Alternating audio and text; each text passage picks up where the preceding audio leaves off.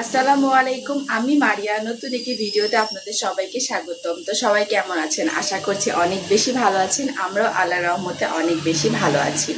তো সকালে উঠে গেছি, উঠে রান্না করাই আছে, রান্না করতে হবে না, অতটা চাপ নাই, শুধু ভাতটা উঠিয়ে দিব। তো চিন্তা করতেছি, আমি এর আগে নারিকেল নাড়ু বানাইছিলাম একদিন, আপনাদের সাথে শেয়ার করেছি ভিডিওটা।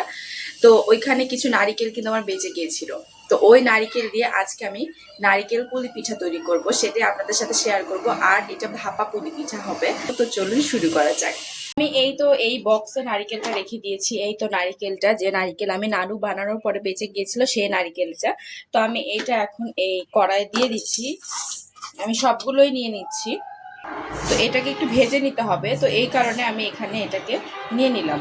তো এইখানে আমি কিছু গুড় নিয়েছি এই নারিকেলটার কালার আসার জন্য। এই পুলি পিঠা যখন ভাঙবেন ভিতরে কালারফুল হলে অনেক ভালো লাগে দেখতে, আর খেতেও মজা হয়। আর আমার কিন্তু এই নারিকেল আগে থেকে চিনি দেওয়া ছিল এই কারণে।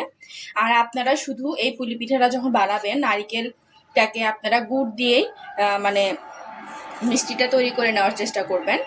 তো আমি এখানে চিনি দেওয়া ছিল, সেই পরিমাণ বুঝে আমি এখানে শুধু কালারের জন্য একটু গুড়টা দিয়ে আবার এটাকে জাল করে নিচ্ছি। এই তো দেখুন আমার এই নারিকেলটা কিন্তু গুড়ে জাল দেওয়া হয়ে গেছে, সব গুড় গুলে গিয়ে কি সুন্দর একটা কালার এসেছে। আরো সুন্দর কালার আসতো, কিন্তু আমি গুড়টা বেশি দিতে পারলাম না। গুড় যত বেশি দেওয়া হবে মানে ততটাই কালার আসতো বেশি। তো আমার চিনি দেওয়া আছে দেখে আমি অতটা গুড় দিতে পারলাম না, এতটুকুই আমার কালার এসেছে। আর আমি এটাকে এখন জালটা বন্ধ করে দিব। আমার আমার এটা হয়ে গিয়েছে। তো এখন আমি এটা নামিয়ে নিচ্ছি। তো আজকে আমি পুলি পিঠাটা তৈরি করব সম্পূর্ণ ময়দার আটা দিয়ে।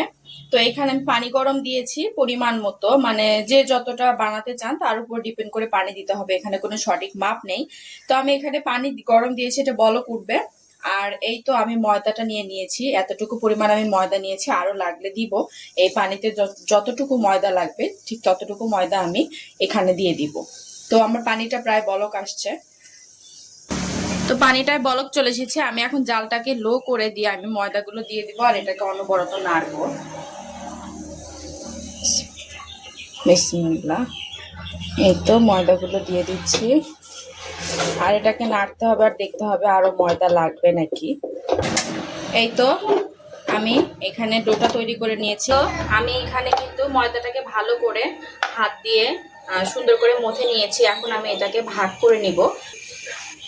এই তো এখানে বড় বড় রুটি করে নেব, এই জন্য আমি এটাকে এই তো ভাগ করে নিচ্ছি। তো আমি এখানে চারটা ভাগ করে নিয়েছি, 4টে রুটি বানাবো। তো এখন আমি একটা গোলা নিয়ে নিচ্ছি আর এগুলো সবগুলোকে আমি উঠিয়ে নিচ্ছি। তো এখন এই একটাকে আমি সুন্দর করে রুটি করে নিব। আগে আমি একটা রুটি করে নিচ্ছি আগে।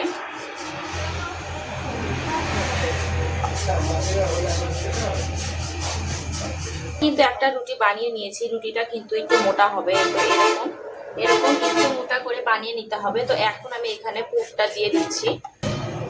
এখন আমি এখানে পুরটা ভরে ভরে দিয়ে দিব। কিন্তু এখানে পুরটা দিয়ে দিয়েছি, এখন আমি এটাকে রোল করে নিব।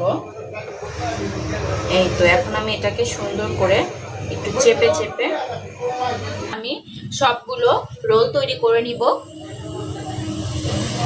এই তো সেম ভাবে কিন্তু আমি আরেকটা রুটিও এখানে বানিয়ে নিলাম। এখন এটাকে আমি আস্তে আস্তে এইভাবে রোল তৈরি করে নিব। চেপে চেপে চেপে চেপে এটাকে রোল তৈরি করে নিতে হবে।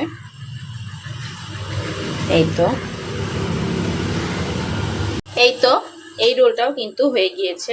এই তো এদিকে আমি সুন্দর করে সিল করে নিয়েছি, এটাও হয়ে গিয়েছে। আমি এইভাবে এখন সবগুলোই বানিয়ে নিব। এই যে আমার সবগুলো রোল পুলি পিঠা বানানো কিন্তু হয়ে গিয়েছে, এখন এটাকে আমি ভাপে বসিয়ে দিব। তো চলুন বসিয়ে দেওয়া যাক। তো এই যে আমি সবগুলো পুলি পিঠা কিন্তু ভাপে বসিয়ে দিয়েছি, নিচে পানি আছে, এই তো নিচে পানি দিয়েছি। আর উপরে এরকম একটা রাইস কুকারেরই ছাঁকনি থাকে, ওইটাতেই আমি পুলি পিঠাগুলো বসিয়ে দিয়েছি। এখন এটাকে আমি প্রায় 15-20 মিনিট ভাপ দিয়ে নিব। এই তো উপরে ঢাকনাটাও দিয়ে দিলাম। এখন এটাকে আমি প্রায় 15-20 মিনিট ভাপ দিয়ে নিব, তারপরে দেখা হচ্ছে। তো আমার পিঠাটা কিন্তু ভাপ দেওয়া হয়ে গিয়েছে। এখন আমি এটাকে নামিয়ে ঠান্ডা করে নিব, তারপরে আপনাদেরকে কেটে দেখাচ্ছি। এই তো দেখুন আমি পিঠাগুলোকে ঠান্ডা হয়ে যাওয়ার পর কেটে নিয়েছি, কতটা সুন্দর হয়েছে দেখতে।